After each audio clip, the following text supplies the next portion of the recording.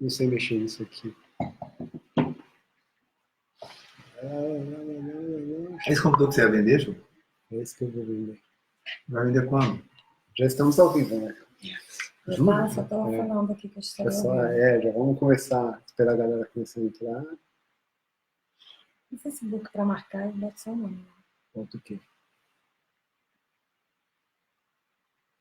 É legal vocês já começarem a falar pra galera e compartilhar. Nossa, quanta coisa aqui. Cancelar, iTunes fechar. Não sei por que isso aqui abriu tudo.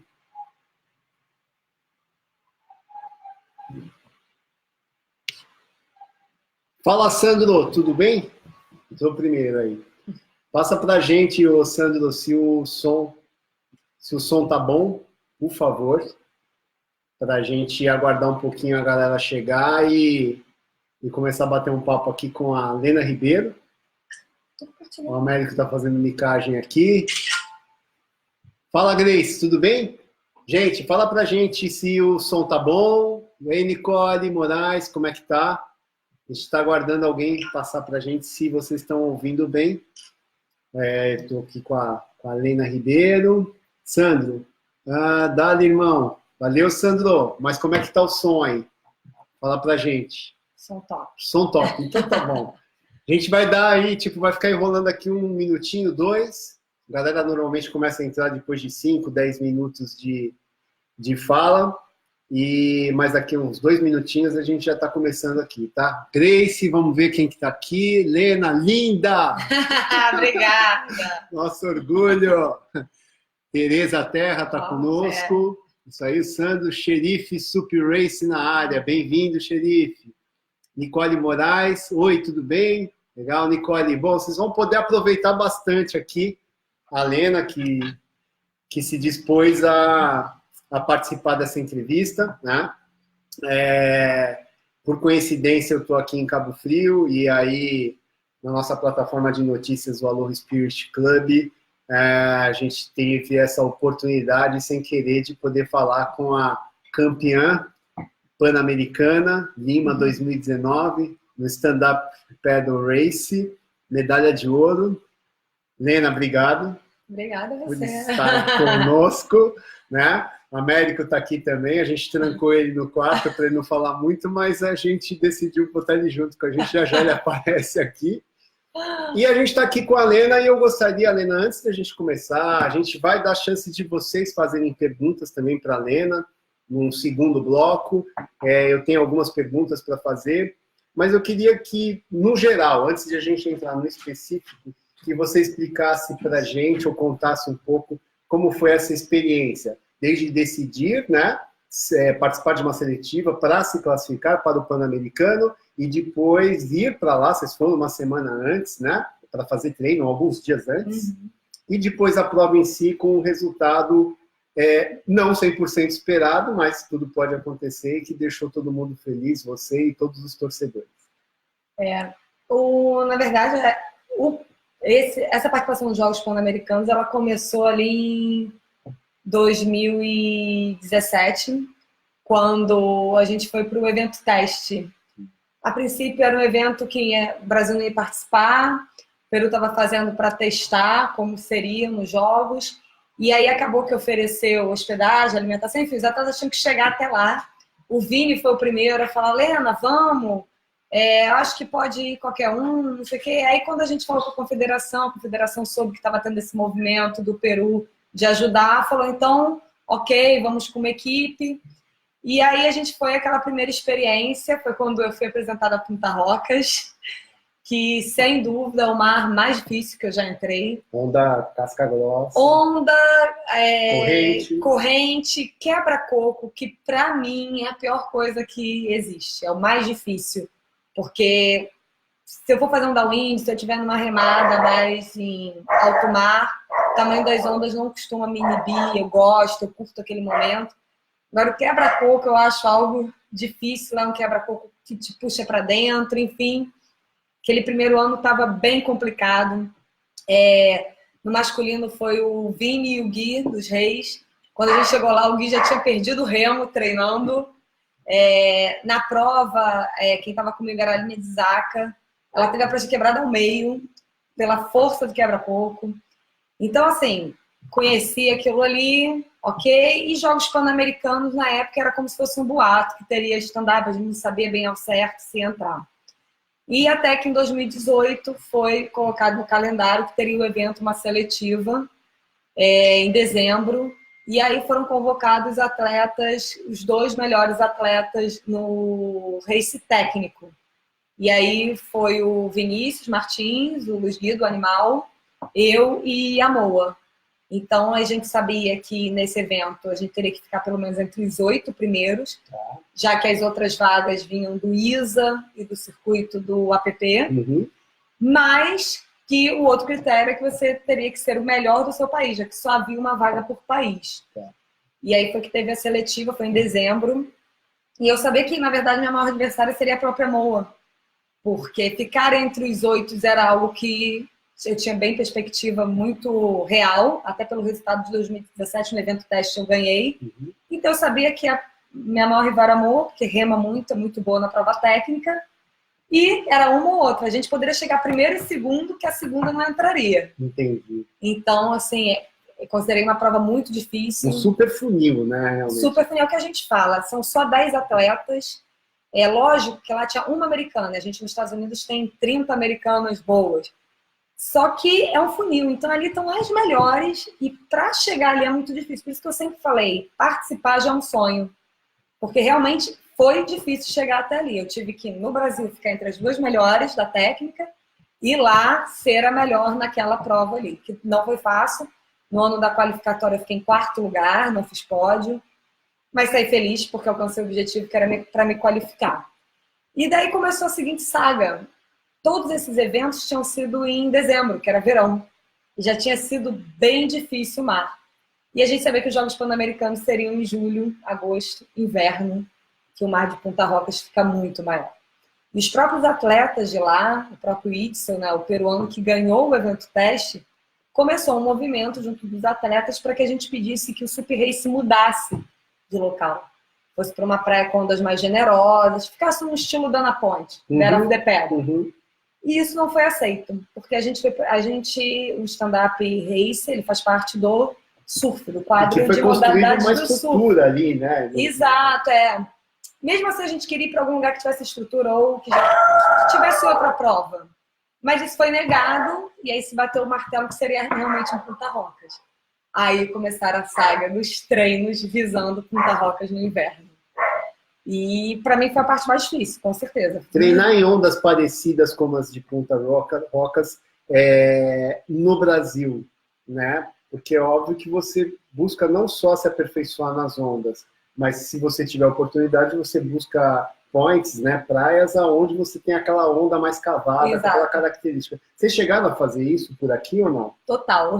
E aí eu tive sorte, né, porque eu achei que eu não estava tendo sorte, né, que a gente vem tendo aqui uma época de ondas em Arraial, Cabo Frio, quebra-coco. Então, em termos de surf, performance, né, ela não está tão boa, uma onda que, né, a famosa fechadeira.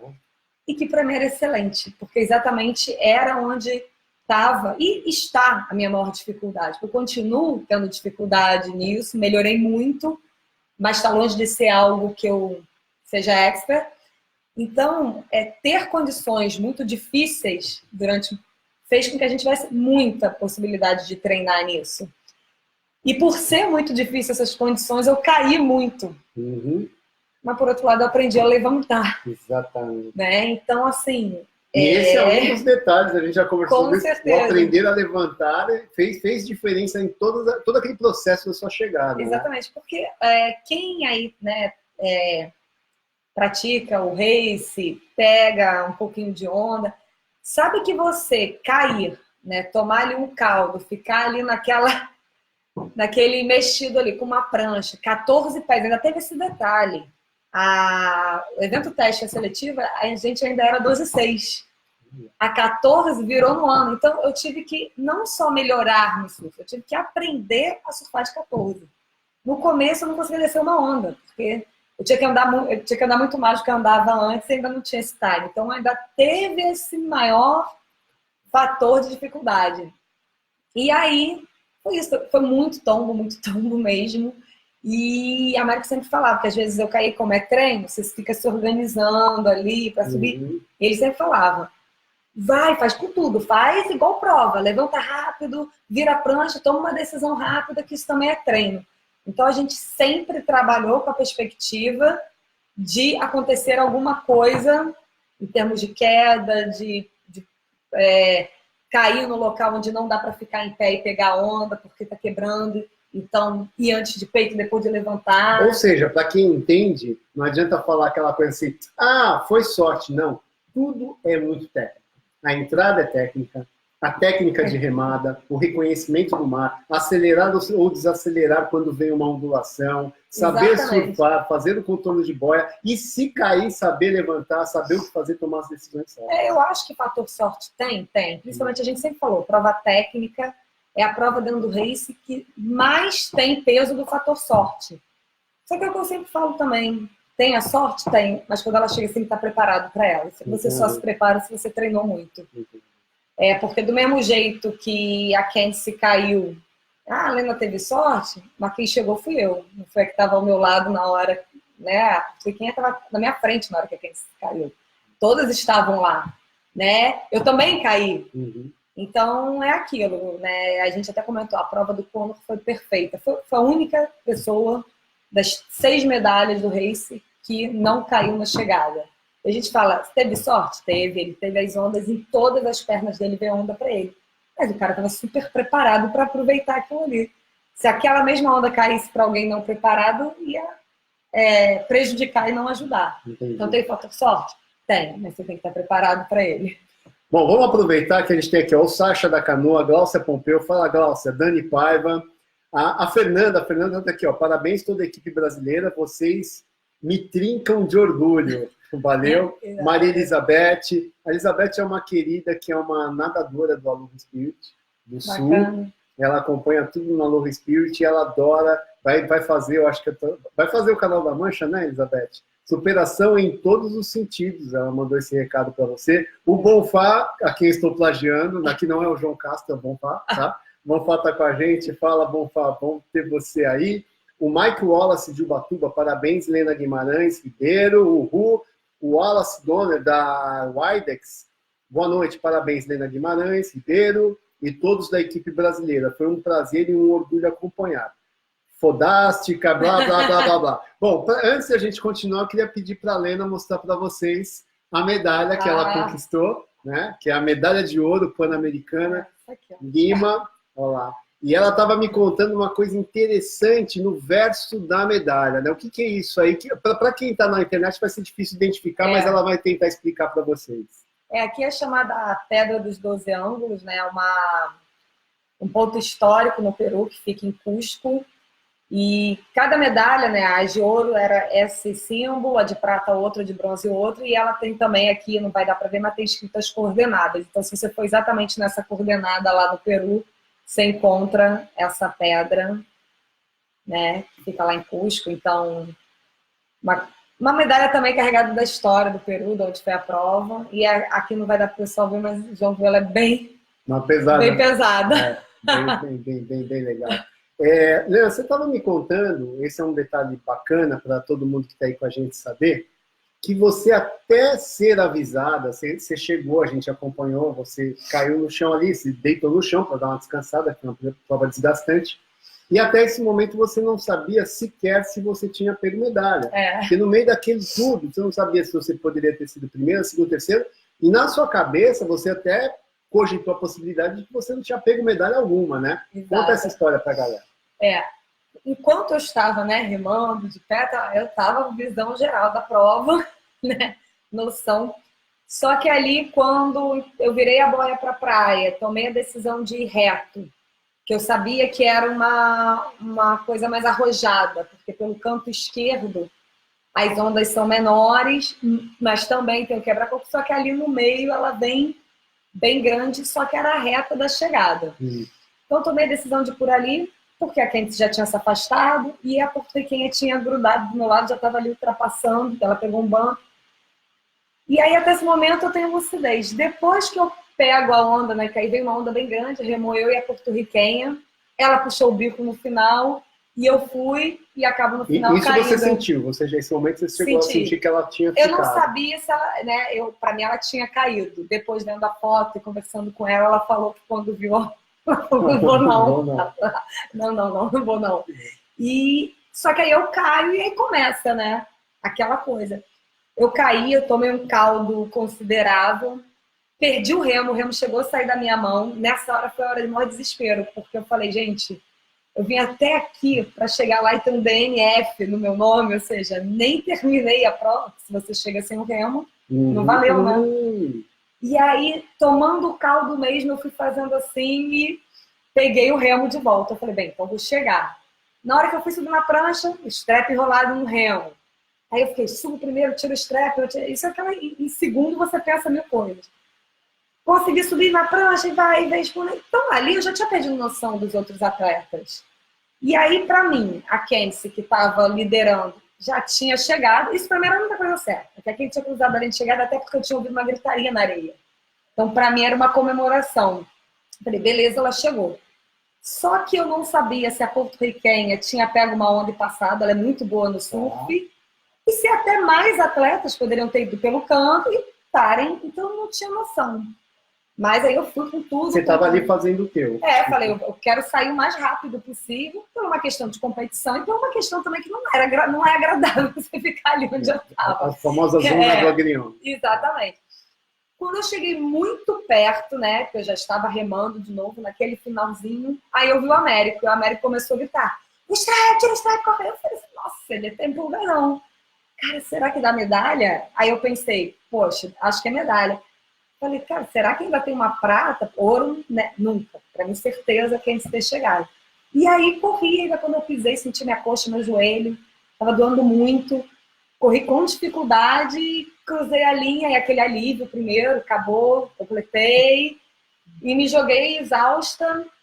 Que aí foi quando, né, o Fernando da Isa veio, bateu no meu ombro, ainda deitar no chão e falou assim, parabéns. Falei, parabéns, Zé. Mas você sabe, né? Parabéns, até você completar ali, é parabéns, né? Enfim. E aí eu falei assim, que lugar? Aí ele assim, você ganhou. Falei, certeza? Aí, certeza. Aí eu procurei a América, você ganhou. E eu assim, você tem certeza? Vocês contaram as pessoas chegando? E aí que eu dei conta, que eu olhei e realmente não tinha ninguém ali. Aí eu ainda vi a Kenzie chegando, ela bateu no meu ombro, deu um tempo, chegou a portuguesa. E aí eu olhava, só lembro de falar assim, meu Deus, eu não acredito, meu Deus. Você chegou a conversar com a Kenzie depois da prova? Sim. Dividir ali, o que ela falou para você, assim, na experiência A gente dela, conversou muito antes também, porque assim, uma coisa que me confortou é que eu achava que só eu estava insegura, só eu tinha medo. E eu vi que era todo mundo, né? E a canadense, a Lina, que é uma grande remadora, campeã mundial, ela mora e treina no Canadá. Então, e onde ela mora é lago. E ela falou, não treinei nas ondas, eu só piorei.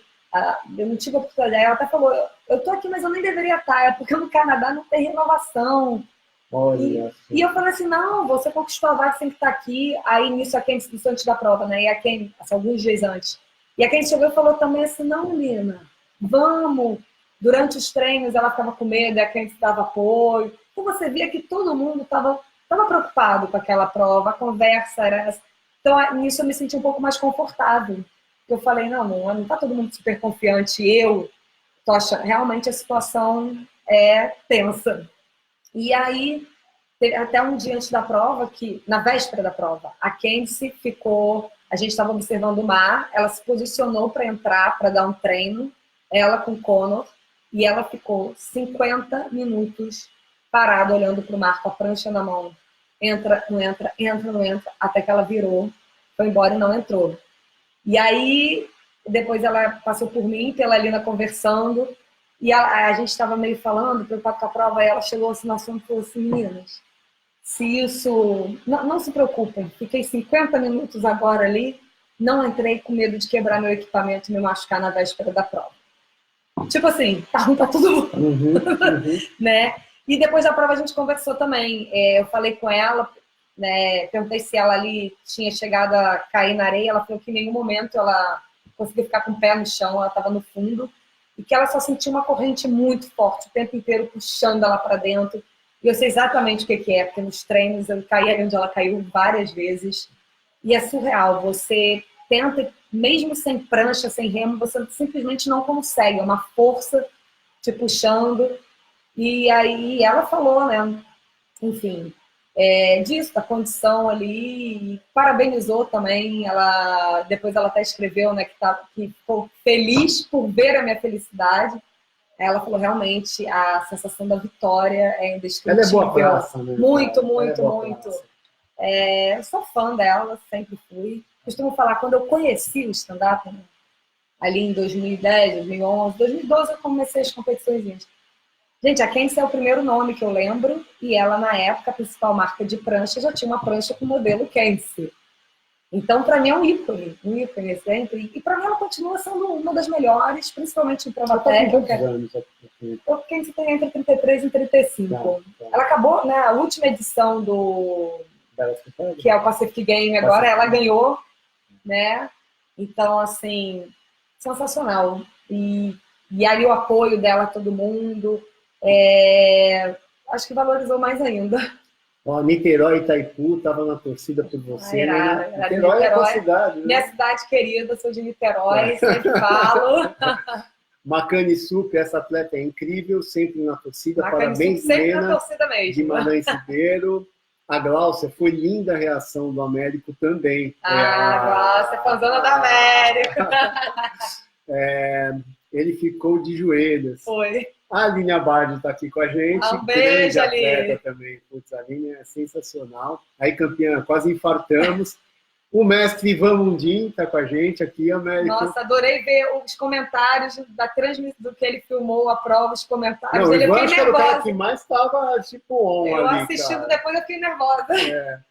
Depois eu entrei atrasado, quando eu entrei só tinha coisa do Ivan Mundim, assim, ele escrevendo. Ótimo. Essa chegada sem saber que tinha sido medalha de ouro deu um sabor especial a essa vitória. Não tenha dúvida. Tem uma galera que... Depois a gente vai ver se a Lena vai respondendo tudo direitinho para vocês, talvez no final ou depois. Lena, o surf entrou pela primeira vez, stand-up paddle pela primeira vez, pela porta surf, né, o chamado assim, mas anyway, num Pan-Americano. A gente tem a nossa perspectiva, a nossa visão aqui, brasileiros, do que isso representou, você mais do que a gente como atleta, mas a questão é a seguinte, você chegou a conversar com os estrangeiros, competidores ali que estavam ali nesse universo surf, né, dentro do Pan-Americano, qual que é a expectativa deles depois dessa primeira edição? Se você chegou a conversar com alguém deu a impressão, um americano, um peruano, anyway, eles falaram alguma coisa do que eles viram e o que eles acham que vai acontecer para o futuro? Uma coisa que eu vi que era unanimidade, tanto com os que eu conversei e com aqueles que eu vi postagens ou alguma coisa, tanto da equipe brasileira como estrangeiros, era que estar num evento multiesportivo desse porte foi algo sensacional para o esporte e que, com certeza, assim, independente do que vai acontecer aqui para frente, né, a gente tem muitas ideias, especula muita coisa, mas a gente nunca sabe. Mas uma coisa eu acho que é certa, o surf, né, todas essas modalidades do surf, a gente chama o longboard, pranchinha, surf, o surf race, a gente foi para um outro patamar.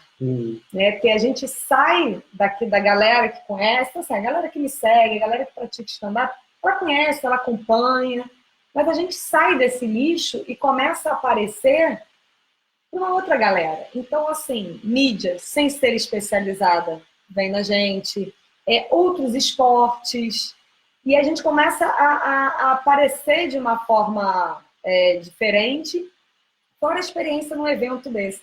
Não tinha nenhum atleta lá do surf, dos outros países, né, a Kenzie, o Conor, os peruanos, que não tivesse ficado encantado, por exemplo, com a cerimônia de abertura. Porque eu acho que foi na cerimônia de abertura que todos os atletas... Eu vi alguma coisa que quase vocês não foram, né? Foi. Tipo assim, quase vocês não estariam lá. Exato.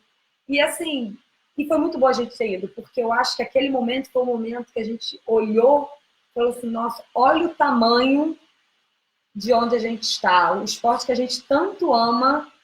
Olha onde ele chegou, olha onde a gente pode apresentar ele. Então, assim, foi muito emocionante e a descrição de todos os atletas que foram, né, do surf e dos outros países foi disso. Ali caiu a ficha do evento que a gente estava. E aí você vai, por exemplo, na Vila Pan-Americana, você está lá com Arthur Zanetti, medalhista olímpico de ouro, você tá todo mundo ali, tá todo mundo te parabenizando, todo mundo quer saber da sua modalidade, mas como é, como não é. Isso aí levou para outro nível, né? A gente quase não foi porque a gente não ficou na vila. A gente ficou numa casa em Punta Rocas, porque Punta Rocas fica ali a uns 50 minutos, uma hora, dependendo do trânsito, muito mais, da onde era a vila. Seria muito desgastante a gente ficar indo, voltando, até porque como o surf, cada um compete numa hora, treino oficial era em horário diferente, ficaria dividindo a equipe, ou então a gente teria que ficar muito tempo lá no evento. Então, foi decisão do COB de ter essa casa, né, uma subsede, e isso foi maravilhoso, porque a gente ficou onde é o campeonato. Era uma casa para os brasileiros, uma casa para os americanos? Isso era a opção de cada equipe. Teve equipe que ficou na Vila Pan-Americana. Teve outras equipes que alugaram casa, como a equipe brasileira fez. Isso foi fantástico.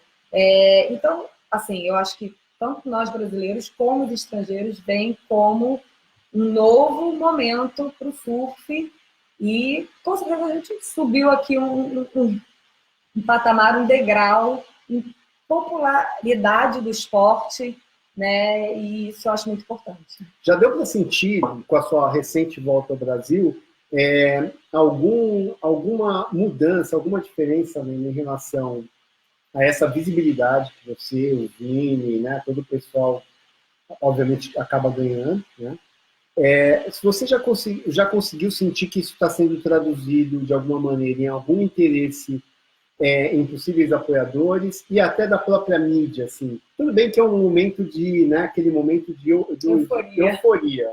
Então, assim, tipo, óbvio que vem todo mundo, é conteúdo para mídia, etc e tal, mas de uma maneira mais consistente, já deu tempo de você sentir que isso vai trazer para você, obviamente, em primeira pessoa, mas consequentemente para o esporte, para outras atletas, né, brasileiras que correm o circuito brasileiro. Você acha que isso vai ter algum efeito positivo?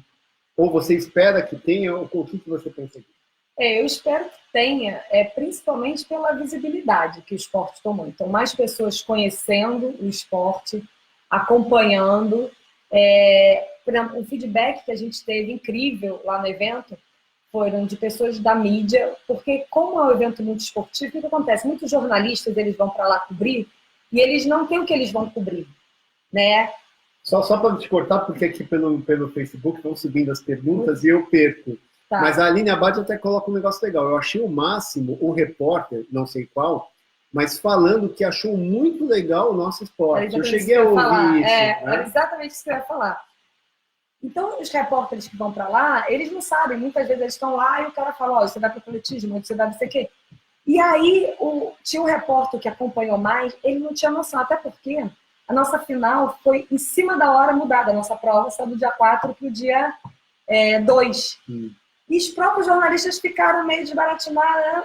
E aí, ele nem sabia como é que era. Por acaso, ele encontrou com a minha mãe na torcida, que explicou, olha, não chega aqui, chega ali, enfim. E esse jornalista, ele escreveu uma matéria falando que na carreira dele foi um dos momentos mais emocionantes e que ele falou, olha, ter vindo aqui ver o race, para mim, se o PAN terminar agora, já valeu. Foi incrível. Então, ele não conhecia o esporte. Torcedores... De qual mídia ele era? Ele era da Record. Da Record.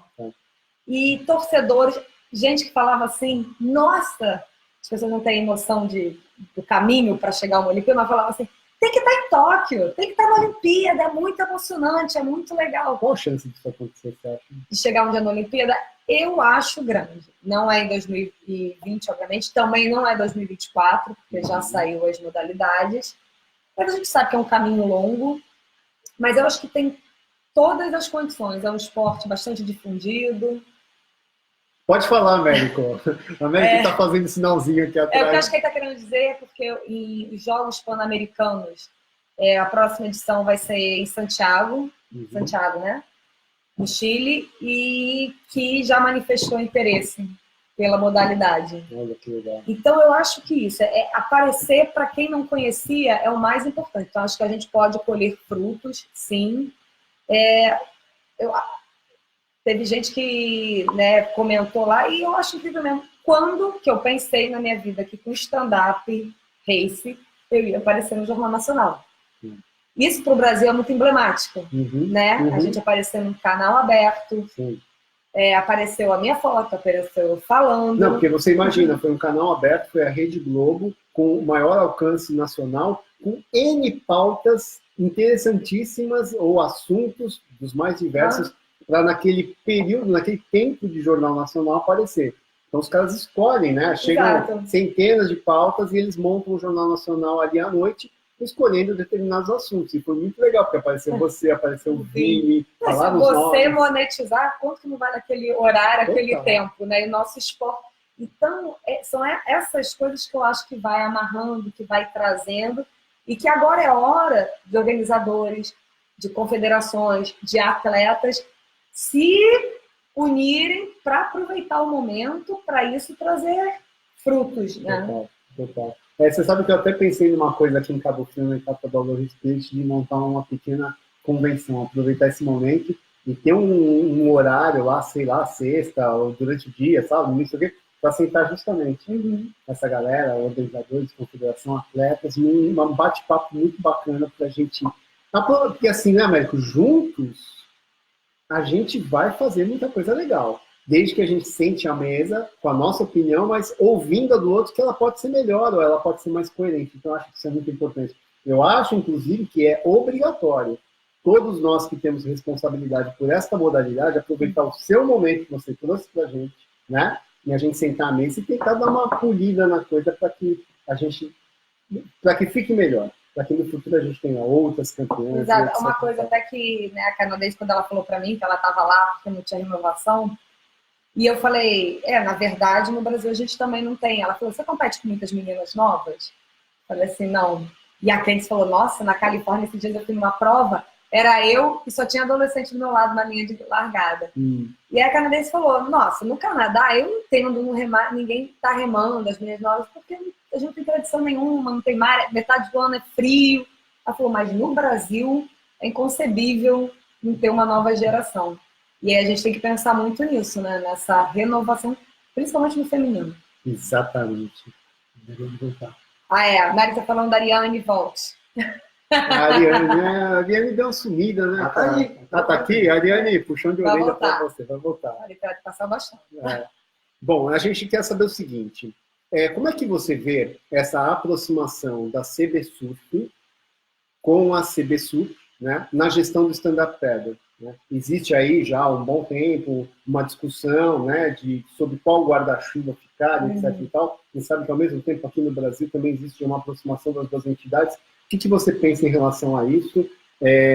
A sua opinião, né? Do que talvez vai acontecer, mas também a tua opinião de qual seria o melhor caminho na sua opinião. O que acontece, né? O stand-up hoje ele está ali sobre a tutela da ISA, né? Que é a Associação Internacional de Surf. E quem é ligado à ISA? A Confederação Brasileira de Surf. Então, para a gente estar participando desses eventos, né, como foi o Sul-Americano de Praia que eu estive, na Argentina, como foi agora os Jogos Pan-Americanos, os Jogos Sul-Americanos, enfim, esses eventos multiesportivos, a gente tem que estar ligado à CBSURF, que está ligado a ISA. E só que a gente tem nossa entidade, que é a CBSURF, o que é muito bom, porque entende o nosso esporte, trabalha o nosso esporte, vive o nosso esporte, olha pelo nosso esporte.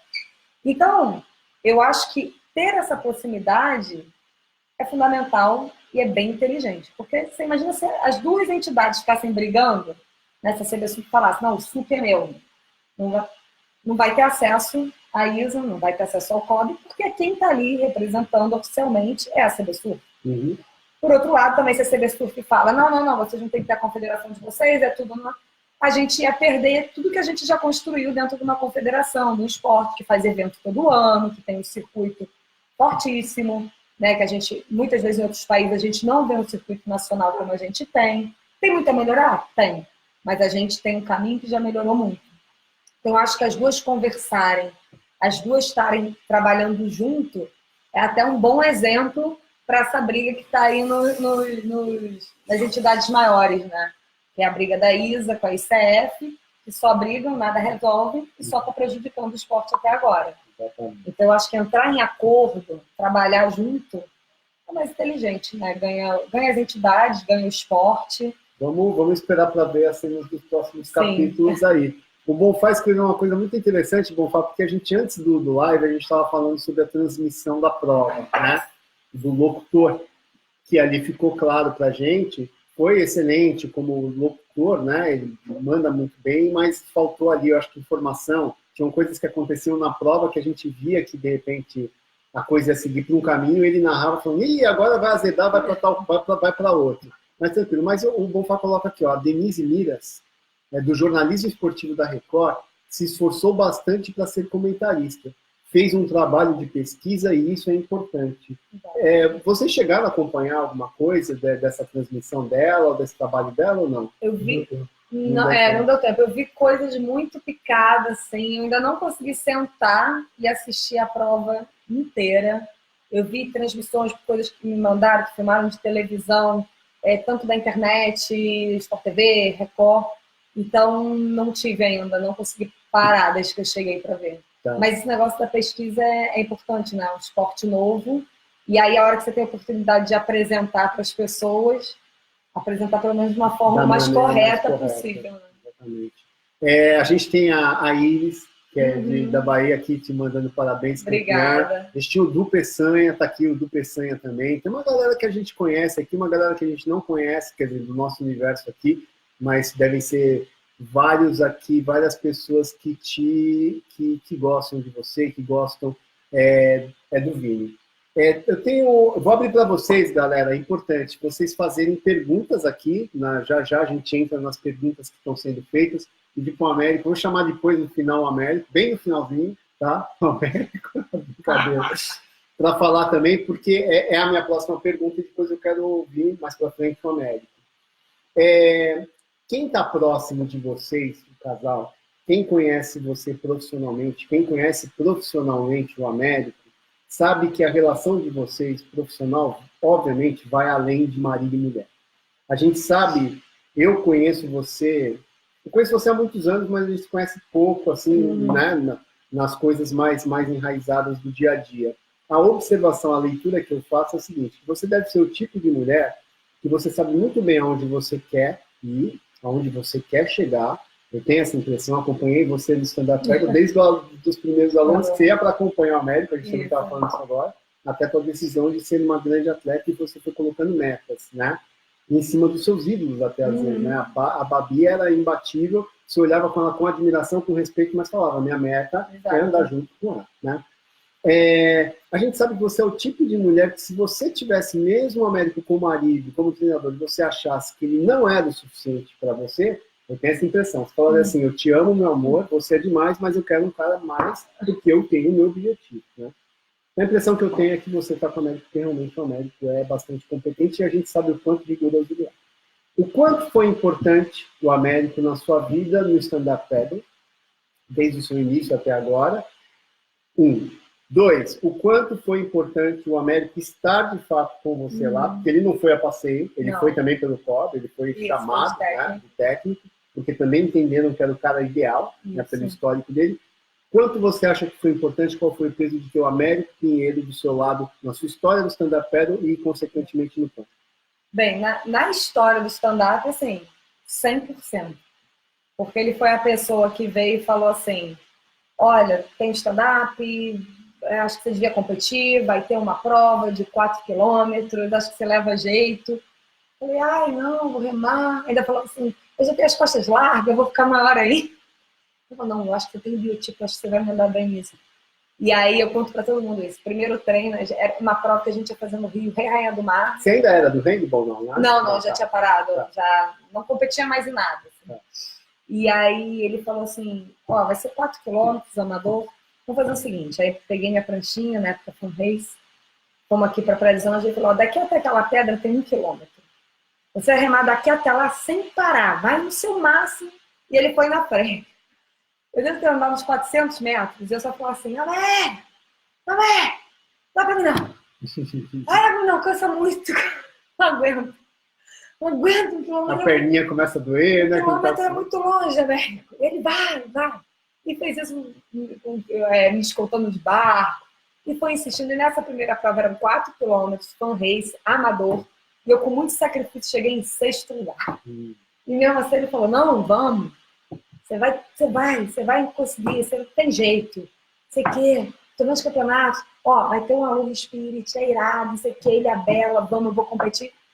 E eu nunca fui de acompanhar. Falei, pô, já vou lá com ele, não, me inscreve então nisso aí. Né? E aí fui tomando aquele gostinho de estar ali, primeiro pela galera. Né? A galera das antigas, Bob, o Bezi, Geraldo, Chaer, Ratone. Enfim, era muito divertido estar com a Carol Freitas, né, que eu podia na época também. Então era muito legal estar com essa galera. Então eu fui mais por isso. Mas a Neto sempre insistiu. Na época teve o Marcelo Borges, que é até hoje treinador do Vini, que entrou em contato também com a América e falou assim, olha, eu tenho acompanhado vocês, eu sou do teatro, contou a história dele. Tenho acompanhado, tenho visto a evolução de vocês, acho que pode dar caldo. E aí também fez essa parceria com o Américo, abriu o olho do Américo para outras coisas, né, com a experiência dele de triatlo. E aí foi aquilo. E durante todo o tempo, eu sempre achei assim, né, você falou como que eu fui galgando objetivos. E eu sempre botava um objetivo aqui e a Américo falava, não dá para vir aqui. E aí, então eu acho que ele foi aquela pessoa que sempre puxou mais. Não, dá para ir. Tinha uma época que eu realmente não acreditava que eu poderia ganhar da Babi. E ele falou, vai chegando, vai chegar. Então, isso foi muito importante, porque eu mesmo treinando muito, me dedicando muito, eu achava que aquilo ali estava além das minhas possibilidades. Então, ele foi aquele que foi pegando o meu limite. Quando eu estava chegando no meu limite, eu pegava o limite e puxava para cá. Eu chegava, ele ia tirando. Que é a maneira correta. Né? Exato. E para essa prova do Pan-Americano, aí foi como diria minha amiga Carol, o estouro do Blibex. Porque assim, a minha dificuldade sempre foi a onda. Eu não venho do surf. Eu não sei surfar. Eu digo assim, pessoal, você surfa? Eu falei assim, gente, eu danço onda e vou reto, porque pra mim aquilo é super divertido, é ótimo, maravilhoso. Eu não fico tentando fazer manobra porque eu não quero cair e perder a onda. Então, pra mim, eu gosto de... Então, não tinha a coisa da leitura da onda, na malandragem, não tinha nada disso. Tinha medo do quebra-coco. E aí, chegou Punta Rocas com aquilo tudo. E aí, ele vai conseguir, vai fazer, vai entrar no mar. Às vezes, eu chegava na Praia Grande, na Praia do Forte, olhava assim e falava assim, de brincadeira, né? Ele vai, bota a roupa. Falava, gente, é hoje que eu não saio viva desse mar. Tinha ninguém, não tinha um surfista, chovendo, ninguém na praia.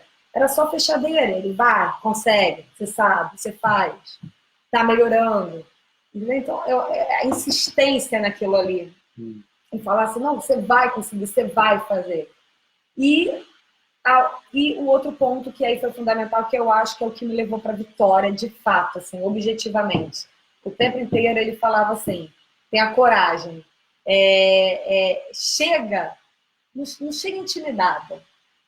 Você tá aqui de igual para igual, seja arrojada. Então, lá no Pan-Americano, chegou uma hora, assim, pré-prova, assim, a noite anterior, eu falei assim, o que eu quero? O que eu quero muito? E eu queria muito agradar ele. Eu queria dar orgulho a ele. Eu queria sair da água e ele falasse assim, nossa, como você foi arrojada, corajosa. Em último, mas eu não queria sair e ele falar assim, depois. Ele não ia falar na hora, porque ele não queria me chatear. Mas depois, conversando, ele ia falar, ô, Leandro, tô fugindo, sabe? Por que você puxou o bico naquela onda? Vai com tudo. Eu não queria ouvir isso. Eu queria ouvir, caraca, porra, o que foi aquilo? Faz matar o coração. Olha, eu vou ter que falar uma coisa para vocês. O Américo, eu já vi o Américo chorando já. O Américo é chorão, tipo eu. Mas a Lena estava fazendo essa narrativa aqui, para vocês não aparecem, mas acho que é a primeira vez que eu vi a Lena vir um pouquinho de água nos olhos aqui quando ela falou do Américo. Isso é muito bacana. O Américo tá chorando. Bom, mas você tá chorando, tudo bem, isso é normal. Lena, me fala uma coisa, vem um Mundial aí, que é o Mundial na China, né? Que é armado pela ICF. Você tem pretensão de ir, né, para esse Mundial? Faz uma leitura para a gente geral sobre esse Mundial. Vai ser na China, né? Foi confirmado o Mundial da ICF. Eles meio que estão fazendo uma contrapartida ao Mundial da ISA. Oficialmente, eu creio que mesmo que uma pessoa vá para lá e ganhe, nem possa se considerar campeão mundial enquanto o stand-up está, né, sob o guarda-chuva da ISA. Na Europa, a ICF, né, que é a Federação de Canoagem, ela é muito forte. O meu patrocinador é Mistral, é europeu, é holandês, e eles têm uma parceria muito grande, acham que ela administraria melhor o stand-up e gostariam que eu fosse para esse evento. Me convidou, só que quando me convidou eu estava lá no meio do PAN, enfim, eu não respondi. Sinceramente, eu não sei se eu vou, porque eu não sei até que ponto vale a pena estar num evento desse, nesse momento, né, um momento de briga entre as duas entidades.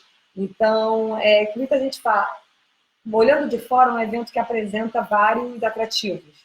Por exemplo, uma inscrição muito mais barata, uma premiação em dinheiro, o Mundial da ISA não dá, muito alta, enfim, vários benefícios. Só que até que ponto isso está feito, isso está sendo feito realmente pensando no atleta, no esporte, ou pensando numa competição em trazer pessoas que defendam a entidade e de repente estar usando os atletas para isso.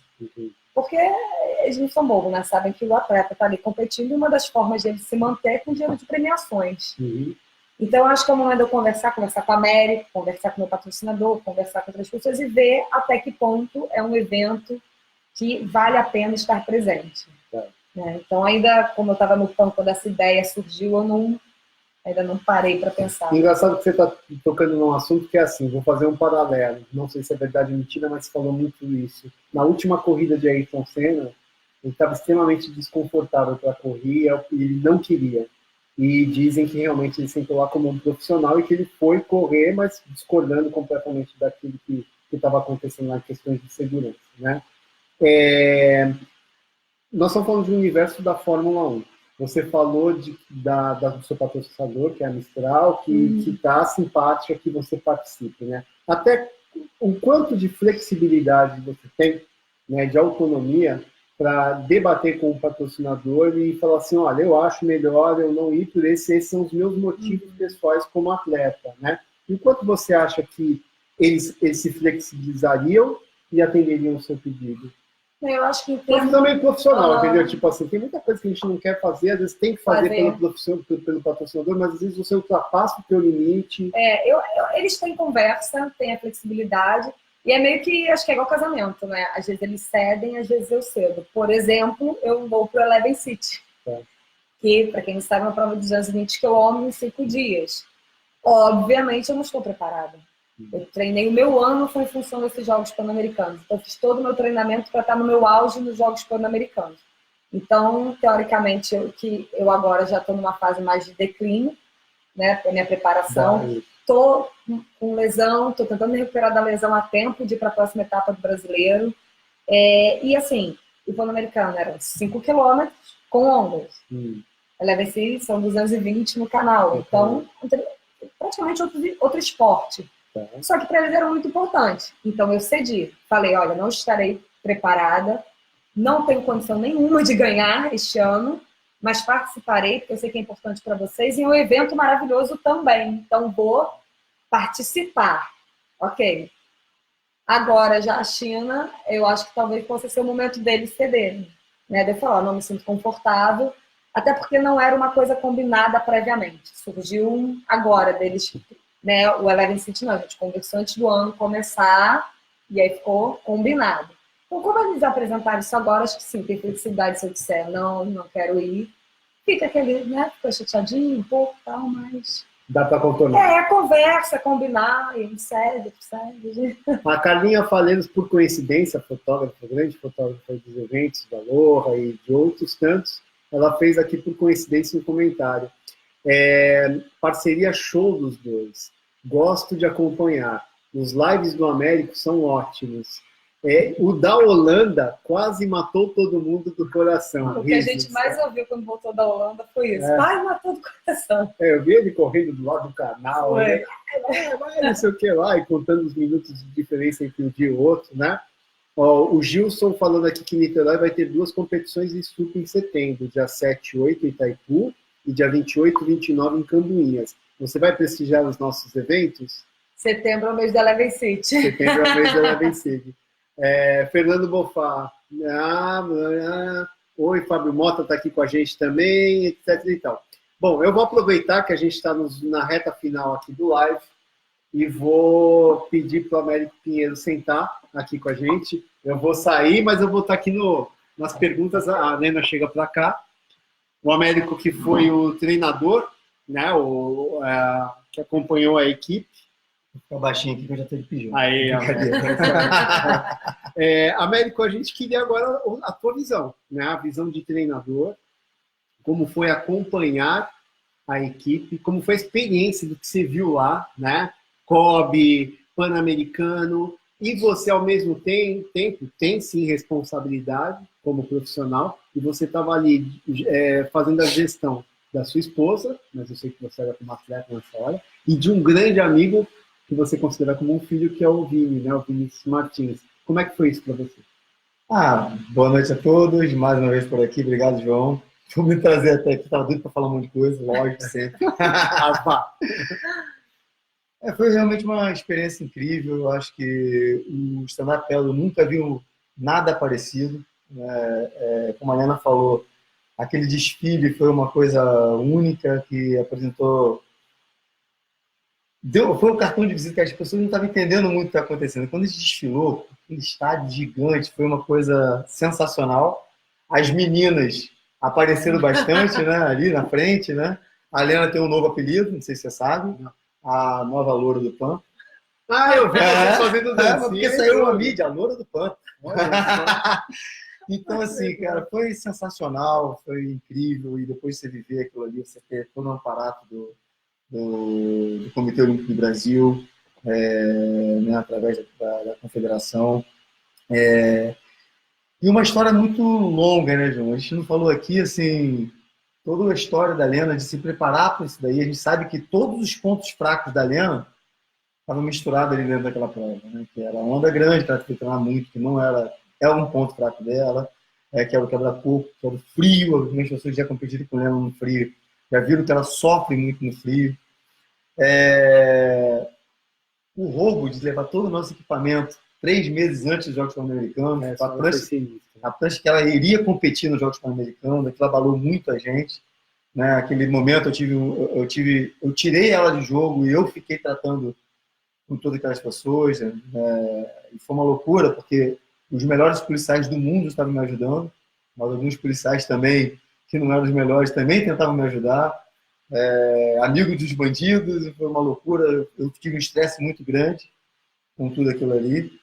Recuperamos a prancha, veio com algumas coisas danificadas, enfim. Mas logo depois tinha uma injeção de ânimo, né, que teve o Aloha. A Lena competiu com a prancha que foi achado alguns dias antes, e conseguiu ganhar de uma campeã mundial, que era a Fiona, né? Só que naquele momento, nas 2 semanas que eu estava procurando a prancha, até um agradecimento, ninguém nem sabe disso, primeira vez que eu estou falando, a gente desesperado que a Lena não tinha prancha para competir nos Jogos Pan-Americanos.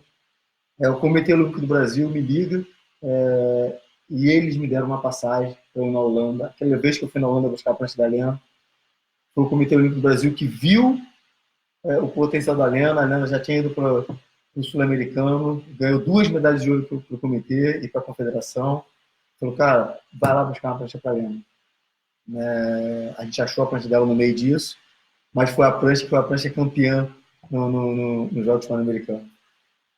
Então, assim, é uma medalha de ouro digna de um roteiro, de um filme de ação, de romance, de tudo mais. Então, foi realmente uma coisa incrível, né? E superou a expectativa de muita gente, né, João? Assim, As pessoas que estavam lá se surpreenderam. Quem conhecia o stand-up, quem vive o stand-up, eu tô ali talvez por ser um dos maiores apaixonados do esporte que está ali. Eu acho que isso que me move o tempo inteiro. Então, as pessoas que amam o esporte, que estavam ali, já ficaram encantados porque a prova, todas as 2 provas, tiveram desfechos sensacionais. É porque não tinha galinha morta. Não, exatamente. Tipo assim, todo mundo sinistro. A Lena, naquela prova, ela bateu 2 campeãs mundiais. A Lina e a Kenzie. Ou seja, nas 3 últimos eventos internacionais, a Lena bateu 3 campeões mundiais. Aí teve toda aquela coisa dela estar atrás, dela ter caído na onda, que no momento eu não vi, eu não entendi, eu estava monitorando todas as boias. A Lena estava andando junto com a Kenzie, assim, de boia a boia. Tinha diferença quando era boia da onda, às vezes a Lena ia, mas a Kenzie sempre pegava ali. Teve um momento que a Lena pegou uma onda e foi para trás da boia, teve que voltar. Ela tinha chegado, a Kenzie afastou novamente. E depois, quando a gente estava correndo pela escada, toda a equipe, para ver a Lena chegar, foi a hora que ela tomou a onda na cabeça. Ela na estrada, né? Para ir para a última boia. Uhum. E ali foi onde ela estava 16 segundos na frente da porto-riquenha, e quando pisquei o olho, ela estava junto com a porto-riquenha. Depois eu perguntei, eu vi essa cena. Eu Lena, o que aconteceu? Você parou? Eu achei que tivesse quebrado. Aí ela me falou que tinha caído ninguém tinha visto. O único que tinha visto foi o Diniz. Então, assim, e as pessoas que não eram no nosso esporte, que estavam ali de espectadores, trabalhando, ficaram encantados com aquilo ali. Né? Tanto que dali a gente recebeu a notícia da grande possibilidade do esporte estar no Jogos Pan-Americanos de 2023, no Chile, em Santiago. Então, assim, a gente realmente, Lena falou que a gente subiu um degrau. Eu acho que a gente subiu uma escada inteira. Porque o que aconteceu ali foi incrível. O que está acontecendo? Assim, a Lena já ganhou. Vai levar que foi uma prova muito importante. Em 3 títulos brasileiros. Como é que a Lena é vista, Lena, Américo, lá fora hoje? Porque é óbvio que a gente vê bons resultados da Lena lá fora também, como foi a Eleven Seed, né? Eu vejo o Chris Parker, do Pedal League, é um super entusiasta. Eu vi ele nas redes sociais dando parabéns para a Lena, etc. e tal. É claro que todo mundo estava assistindo o Pan-Americano, todo mundo no mundo sabe quem é a Kenzie, né? Muitos sabem quem é a Lena. Aquilo já colocou a Lena como tipo assim, poxa, essa é aquela menina do Brasil que ganhou a Eleven Series, que ganhou não sei o quê, que agora ganhou o Pan-Americano. Isso é importante, né? Sim, assim, em 2015, quando a Lena foi fazer a primeira prova internacional, que foi no ISA do México, a Lina estava lá, a Kenzie estava lá, quem ganhou, né? E a Lena fez uma prova impecável, inclusive na técnica, foi largando na frente, ficando um tempo na frente. Só que ela não tinha habilidade nas ondas ainda, não tinha tempo de treinar aquilo ali ainda. E ali ela foi dada como Black Horse da competição, em 2015. E até então fomos participando de algumas provas internacionais, só que a gente não conseguia ir, por falta de dinheiro, de patrocinadores, né? Mas a Lena sempre lá fora, as pessoas conhecem a Lena. Todo lugar que a gente vai, as pessoas conhecem a Lena, sabem onde ela pode chegar. Esse lance de eu sempre aumentar o limite dela, porque a Lena não tem noção do que ela é uma coisa. A nossa maior briga dentro de casa é quando eu falo. Quando ela foi competir com a Fiona. A maior briga dentro de casa. Quando ela foi competir com a Fiona, antes da prova, eu falei que a Lena achava que a Fiona ia assim, desfilar naquela prova. Eu falei assim, Lena, vai para fazer isso, isso, isso e isso. Não se assuste se você andar na frente. Eu sabia. Porque eu sou apaixonado pela Lena, todo mundo já sabe disso. Porque eu sou apaixonado pelo esporte, todo mundo já sabe disso. Mas existe uma coisa no esporte que é matemática. Eu estou acompanhando toda a média que ela está fazendo nos treinos, na competição. Eu estou acompanhando as médias de todas as principais atletas do mundo que elas estão andando. Então, eu sempre falei, agora mesmo, antes dessa prova, eu falei, Lena, você está remando de igual. Então, vai no arroz, vai para ser arrojado. E o que ela falou aqui, que realmente me emocionou, na segunda volta, quando ela sempre estava mais deep na competição, quando ela sempre estava arriscando mais, sempre na direção das ondas, de todas as outras fugindo da onda, eu falei para uma pessoa que eu acho que foi o Bezinho, que ainda estava ali, eu falei, Bezinho, a Lena pode chegar em último, mas eu tenho que dar um abraço nela, que ela está fazendo de tudo, ela foi por tudo ou nada. E é isso que a gente combinou, isso que a gente queria. Então a gente treinou de todas as formas. Então assim, a Lena, voltando lá fora, todo mundo sabe que ela pode.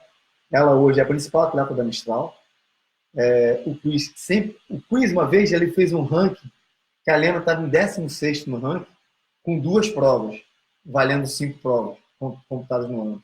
E aí, quando ele fez quais os melhores do mundo, ele tirou a Lena do 16º, jogou a Lena lá para cima e falou assim, essa aqui está entre as melhores do mundo.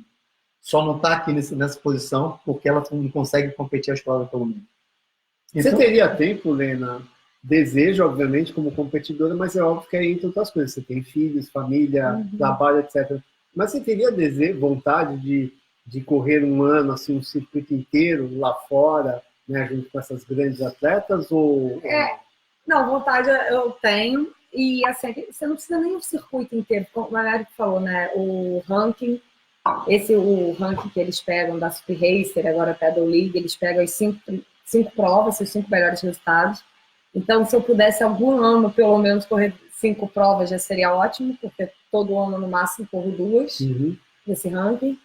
E não as principais. Não as principais. E tem o próprio circuito da PP, que não são tantas etapas, mas são em lugares muito caros. Por exemplo, Nova York, agora a última etapa vai ser em Paris. Japão. Então, eu acho que o maior empecilho é financeiro.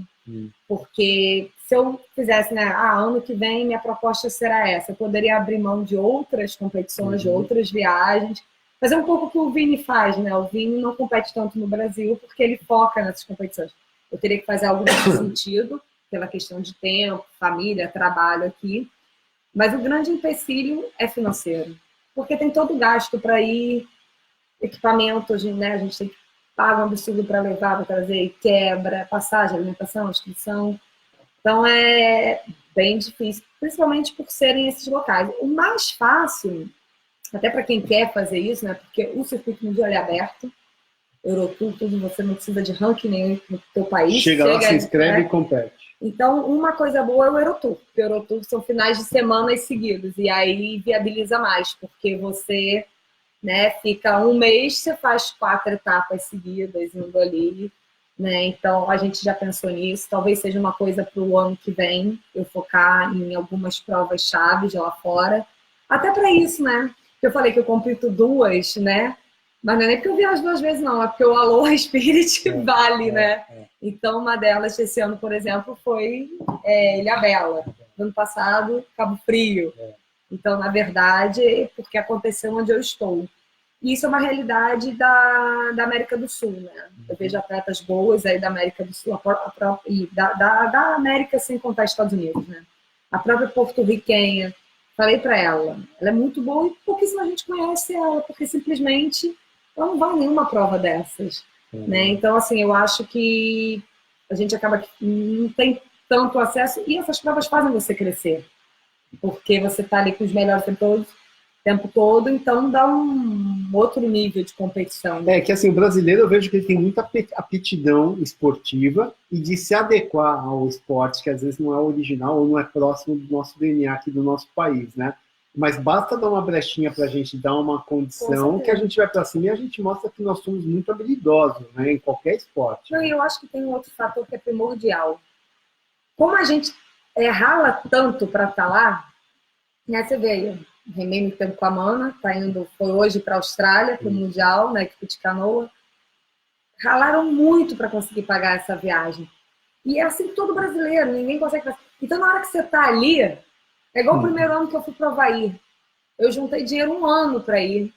A minha inscrição, eu consegui ser aceita nos 45 do segundo tempo. Só depois que eu voltei do ISA com bom resultado, que a organização me ligou e falou, você está dentro. E aí eu cheguei lá, peguei a pior condição, não tinha vento, não tinha onda, desistiu o Conor, desistiu o Lívio, desistiu o Matéria, desistiu... Porque estava horrível. Agora eu falei, pode dar o tempo de corte, ninguém me tira desse mar, eu vou chegar remando, nem que seja, sem as pernas, sem o braço. Mas por quê? Porque foi tanto sacrifício para estar ali. Então acho que o brasileiro tem isso. Você quando vai num evento lá fora, você fala, não sei se eu vou conseguir vir em outro. Então acontece que acontecer... Eu vou dar uma melhor. Você sabe que isso que você está falando, o Américo acho que vai concordar comigo, está diretamente ligado à realidade do brasileiro. Outro dia me perguntaram assim, João, por que você acha que tem tantos meninos bons, novos, de Salvador, que estão despontando, né? E muitos, eu não posso precisar, mas eu sei que muitos começaram naquele projeto social que tem lá, né? Porque essa galera, vamos usar como referência para esses meninos de Salvador, mas o brasileiro, de uma maneira geral, você vê tantos atletas pan-americanos ou olímpicos e vai ver de onde ele começou. Foi o momento em que a vida ou alguém chegou para eles com uma oportunidade. E aí ele falou assim, é isso que eu tenho que agarrar para eu conseguir, né, alavancar. E eles usam todas as forças que eles têm, né? E por isso que eles acabam se despontando. Você vê no teu caso, né? Você treinou tanto, você é um micro dessa história, dessa forma de enxergar as coisas. Você treinou tanto para chegar naquele momento. Não, nesse momento eu vou com a faca no dente e não quero nem saber, eu vou para cima, né? Exato, não. Você fala assim, gente, eu não tenho nada a perder. O pensamento acho que é esse. Eu ralei tanto, eu sofri tanto, não é uma vaca agora que vai me... Não é um caldo que vai me tirar dessa. Então, eu acho que isso, porque não adianta, a gente cresce na adversidade, na dificuldade, você vai aos trancos e barrancos. Eu brincava lá, quando a América falava assim, você tem que arrojar isso aqui, eu falava, deixa. Agora eu tô aqui, no Pan-Americano eu vou. Meu lema ela vai ser, mas capota, mas não breca. Eu chego como quiser. E foi muito engraçado que o Maui, meu filho mais novo, ele é uma figura, né? Lá na véspera da prova, minha mãe foi para Punta Rocas com ele, ela estava em Lima, e dormiu lá. E eu passei a tarde com ele. E ele é muito palhaço, muito gaiato, e ele começou a fazer brincadeira, disse que ia fazer uma benção inca para mim, e ficava falando um monte de coisa, brincando. E no meio disso ele falou assim, mãe, vai dar M, né? Ele falou assim, ele falou com a palavra toda, porque... Cheio. Vai dar ruim, vai. Mas aí, mãe, você liga o dane-se. Isso aqui como é mais pesadinho que ele fala. E aí, mãe, você sobe na prancha e rema com tudo. Que você soca no remo. Que você vai mais rápido que a velocidade da luz. Olha, e aí a gente ficou rindo, que assim, era isso mesmo o pensamento. Vai ter momento ruim, vai dar... Mas aconteça o que acontecer, sobe lá, faz força... Vai com tudo que vai dar certo, né? Bom, Américo, Lena, aí vamos só ler mais algumas coisas aqui. A Iris falando assim, verdade, João, falta apoio, porque talento no Brasil tem demais, eu concordo. Ivan Mundinho ainda aqui, Carla Faleiros ainda aqui, Projeto Remo Sem Fronteiras. Isso, eu vou te falar, eu sempre falo isso quando eu estou na Lua lá, desculpa interromper, assim, o que a Bahia está fazendo é uma coisa incrível. Acho que tem que servir de exemplo para o resto do país, né? Se todo estado fizer o que a Bahia está fazendo ali, o stand-up vai ter um novo crescimento. E vamos ter, talvez, umas meninas para substituir a Lena. Eu concordo com você, mas é justamente, você tocou no meninas e eu ia te colocar numa saia justa e vou te colocar numa saia justa. Mesmo lá na Bahia, se você olhar, são os meninos, né? O que será que acontece, né? Brasil. A gente vê que não, as mulheres realmente não... Tem uma menina de Santos, da Baixada Santista, a Nicole. Muito boa. Está remando com a antiga brasileira. Essa menina, se continuar, ela vai ser muito sinistra, porque ela é focada, ela gosta, ela rima bem, ela já está competindo com os adultos, né? Também. Sensacional. Mas é pouco, né? Por que será que as meninas, né? A gente morava num país do futebol onde muita menina queria jogar futebol, mas não podia. Mulher não pode jogar futebol. Quando abriram a porta, você vê como é que tá o negócio aí, né? Só que o stand-up paddle pode, meninas. Pode remar, né? Por que será que não? Olha... É uma pergunta, eu não tenho resposta. Eu estou tentando formular uma resposta aqui. Assim, primeiro, que eu acho que a cultura do esporte ela é muito mais forte e ela é muito mais incentivada nos meninos. Começa dos pais, né? De incentivar o esporte para os meninos, a competição. Eu acho que isso vem já da nossa cultura machista, das mulheres, dos homens. A gente é muito assim, bota o menino para competir, exige dele uma postura competitiva, bota ele nesse universo. Vai campeão, vai campeão. Tem isso, culturalmente. Principalmente no Brasil. E aí você tocou em projeto social, em lugares que tem menos condições. Eu joguei handball minha vida inteira.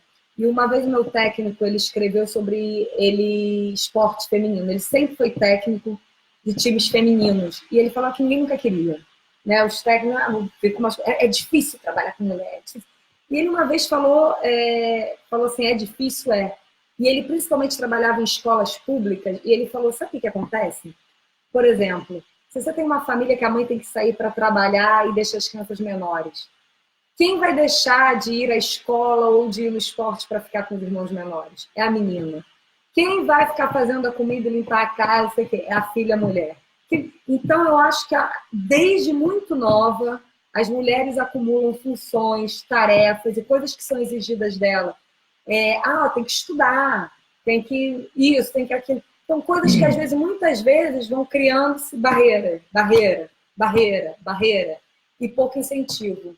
Faltam ídolos, faltam referências femininas, que são menos. A gente, há pouco tempo, começou a igualar a premiação, começou... Então, eu acho que talvez não. Tem mais barreiras para as meninas, né? Para as mulheres, vamos lá no circuito hoje em dia, né? Tem tem a Liga Haddad, que é mãe, enfim. A Moa. Pergunta para a Aline, pergunta para a Moa. Quantas vezes elas deixaram de treinar porque o filho ficou com febre e não pôde deixar na escola, que ela tinha uma tarefa de casa, e aí ela treinou menos, ou não foi numa competição. Então, eu acho que isso tudo vai fazendo com que a mulher, a menina, tenha... É uma coisa que vem mudando aos poucos, mas a gente ainda tem essa herança. É nítido, em qualquer esporte você pega a largada do masculino e feminino, tem mais homem que mulher. No surf é assim também? Sim. Mesma em coisa. Qualquer esporte. Em qualquer esporte. No Brasil, em qualquer esporte. E qual seria a saída? O que poderíamos nós, já estou encerrando aqui, já a gente está acabando, mas essas perguntas, é bom esse papo, eu acho que vocês participarem desse papo é interessante. O que entidades que são próximas a nós, né? A CBSUP, o Ivan, por exemplo, o Zé, os organizadores, João Castro, o pessoal do Gustavo, o Maurício, o pessoal aqui do Rio de Janeiro, e atletas, o que a gente poderia fazer em conjunto, né? Eu penso muito, eu já fiz um evento Alô Respeito Feminino e penso muito em refazer, mas tipo uma coisa beginner, né? Não uma coisa para Lena, então, vamos trazer os ídolos estarão aqui remando junto, ensinando, explicando, introduzindo. O que daria para a gente fazer? Será que vem alguma ideia à cabeça para atrair mulheres, principalmente? E olha uma coisa, tem um detalhe, o Alô Spirit, já há 5 anos, 45% são mulheres que participam de todas as modalidades, e nas redes sociais, 47%. Então tem mulher. Esse é o quebra-cabeça. Eu acho que já vem mudando, João. E eu acho que uma coisa é começar a ter cuidado. Por exemplo, o Mundial da Isa, durante uma época... Jefferson Libório, que é um remador de primeiríssima, desculpa te cortar, tá? Que rema muito, a filha dele. Minha filha tem você como referência, parabéns. Oh, que lindo. É uma canoista de primeira linha. Que vale. Então, assim, o Mundial da Isa, por exemplo, ela classificava as provas, tinham 2 vagas para homem e 1 vaga para mulher. Até 3 anos atrás, se não me engano. Entendeu? O que eu fui do México. Eu fui sozinha, o masculino foi o Tokyo Vini. Não é mais. Então, são ações assim. Premiação. A gente lá no Racing, nós mulheres nos movimentamos para igualar. Não igualamos em números. Hoje em dia, o homem recebe até o 10º, a mulher até o 5º. Por uma proporcionalidade, achamos justo. Mas a campeã recebe igual o campeão. Nós largamos igual, remamos a mesma distância, o mesmo equipamento. Agora, nos Jogos Pan-Americanos, sempre, né, tinham 3 opções de circuito, mas sempre se falou, o decidido será o mesmo, para homem e mulher. Porque senão fica aquilo, as meninas largaram da água. Não. Então, eu acho que é isso, é colocar em pé de igualdade, mostrar que, ó, tá aqui, a premiação, o espaço, vai ter transmissão, tem do masculino, do feminino, e muitas vezes acontece isso, transmite o masculino, não transmite o feminino. Então, a menina não vê, ela não tem um ídolo, ela não tem uma inspiração, sabe? Então, eu acho que são pequenos detalhes que tem que prestar atenção. Que realmente estão se acabando. Que realmente estão se acabando. E aí, falta agora chegar. Né? A própria delegação agora do Brasil nos Jogos Pan-Americanos era a delegação que mais tinha igualdade de gênero. A gente quase que era 50% de homens e mulheres. A brasileira. Então, e no Sul-Americano, todas mulheres. Não, no Sul-Americano, não. Eu estou falando de atleta. No Sul-Americano, toda a comissão que foi, na missão. Então, chefe de missão, comunicação, eram todas de mulheres, né, que trabalhavam. Então, eu acho que são momentos que vai trazendo e vai, aos poucos, levando a esse aumento. Então, legal. Vou aproveitar, então, para falar para o Jefferson Libório. Libório, que é sua filha, eu tive na última etapa do Paulista, que está bombando. Que a bom, primeira né? etapa foi com, sei lá, 180. Eu acho que essa também deve ter sido 100 e alguma coisa. Muita gente de São Paulo, que inclusive não vai mais nos circuitos, Aloha, o brasileiro, não sei o quê, mas está lá do lado de casa e está participando do Paulista. Foi uma iniciativa muito bacana. E lá tem não só a Nicole, que eu falei, mas como eu fiquei surpreso, porque a filha do Libório, que é uma excelente remadora de surf ski, repito, ela vem de um pai que tem um DNA da canoagem, né, de K1 e etc., focada, né, disputou o Sul-Americano de canoa havaiana, rema muito a menina. No stand-up eu não acredito, ela quis ver não sei o que, tá lá, quem sabe, viu, Libório, a sua filha não fica aí para incrementar aí o time de mulheres no Brasil. A Luane está assistindo, o Ricardo Hessel está assistindo, aí, bom, todo mundo aí. Eu vou pedir então para encerrar. Vamos apertar? Fica aí, Américo. Pode chegar um pouquinho aqui.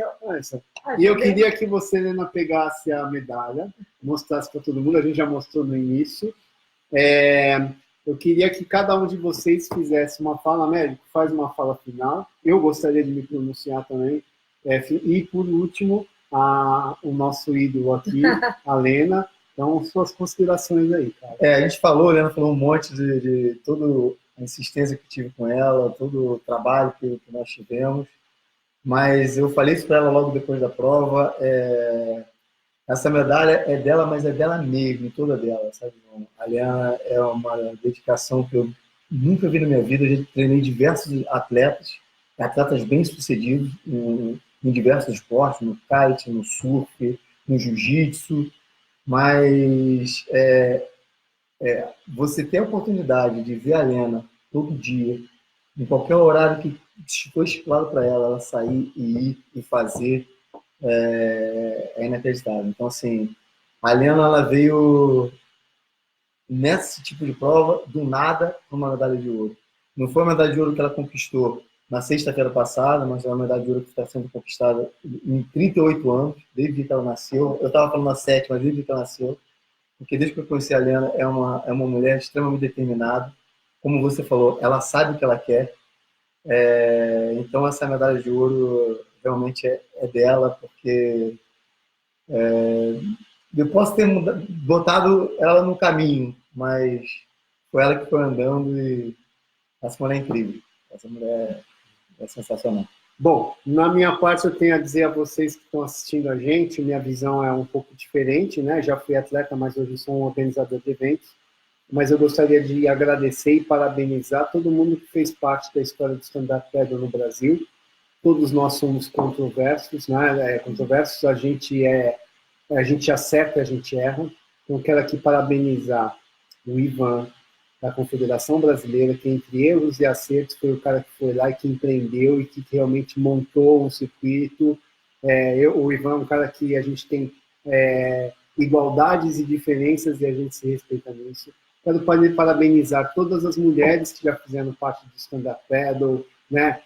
Desde aquelas que a gente menos lembra, mas a Iris, por exemplo, que é uma pessoa que já com uma idade, mas está inteirona e apaixonada por stand-up. Nós temos uma foto que foi para o Aloha Spirit Club, contando a tua história, que tinha a Cris de Santos, a Bárbara Brasil, que jamais vai ser esquecida pela gente, que realmente foi a grande campeã brasileira, né? Hoje ela ainda é penta, né? Pentacampeã. A Nicole, que está vindo. A Aline Abad, Moa, Guerreiras, né? Que continuam aí no circuito remando muito bem. Marcela Carrocino, que já fez parte. A Rosenthal, que é a esposa do Bintang, que também remava. Eu vou lembrando assim Mônica, de uma galera. Gisele. Mônica, Gisele, as meninas Filha Bela, Ariane, volta pelo menos para deixar. Ariela, isso. A Zaca. A Zaca. Aquela de que não é da Race, mas é muito. Então, meninas, vamos tentar reativar isso daí, o público feminino. Quero parabenizar de verdade todo mundo. É um orgulho, e tomara que daqui para frente, Américo, com essa conquista do Vini, com essa conquista da Lena, com essa exposição toda, a gente consiga ver de volta as mulheres, principalmente, que a gente consiga ver de volta o stand-up paddle, que ele deu uma caída no mundo, na verdade, não é só Brasil, mas vamos aproveitar essa oportunidade para a gente estar junto aí e continuar mostrando do que é feito brasileiro. Obrigada, João. Prazer conversar, né? Foi um momento muito feliz, então adoro contá-lo várias vezes, relembrar, até porque às vezes parece que não foi real. É uma conquista assim, esportiva que, nossa, me orgulha muito, mas o que mais está me deixando feliz nesses dias todos são mensagens pontuais que eu recebo. Desde amigas de infância que falam assim, Lena, eu me descuidei, não estou cuidando da minha saúde, e agora olhando você, mãe, mais velha, no esporte que você começou, né, mais velha, eu me inspirei em você. Amiga minha que tem depressão e que virou para mim e falou assim, nossa, há muito tempo eu não tinha um momento de alegria, de felicidade genuína. Amigas que mandaram mensagem, falaram assim, nossa, Lena, eu achei que eu não pudesse mais fazer nada da vida, e agora, vendo você, enfim, poder ouvir de pessoas que eu de alguma forma inspirei, nossa. Então, assim, foi o que eu tinha falado, se em uma pessoa eu toquei e fiz a diferença para ela, enfim, dar a volta por cima, ver que nunca é tarde, se uma pessoa eu fizesse isso, já teria valido a pena. Então, assim, realmente, isso fez para mim, esses comentários que eu recebo, fazem, assim, eu ter mais orgulho ainda nesse momento, porque não foi só uma conquista esportiva. Você realmente poder mudar, ajudar alguém, eu acho que você fala assim, nossa, fiz alguma coisa de útil. Então, isso para mim tem sido mais especial. Ai, desculpa, gente. Achei que eu conseguia até o final sem chorar. Não, Américo tudo bem, Américo a gente já sabe. Chora aí, Américo. E é isso, agradecer a todo mundo aí, quem organiza evento. A gente sabe que não é mole. A gente reclama, Bessa fala que a gente quer melhorar, né? Reclama com você, fala, dá dica, não sei o quê. Mas sem isso, né, o que você falou do Ivan, sem esse empenho de pessoas que organizam, querem, a gente não chegava a lugar nenhum. Então é isso. Acho que as pessoas têm que ter críticas, sim, mas críticas construtivas, e principalmente com ideias, porque falar tá ruim, ok, mas e aí? Né? Onde a gente pode melhorar? Então, mais isso, críticas que contribuam também. E só agradecer a todo mundo, você, pelo espaço, galera que ficou aí ouvindo a gente. Isso aí. Perdi até a fala aqui. Bom, gente, é isso daí.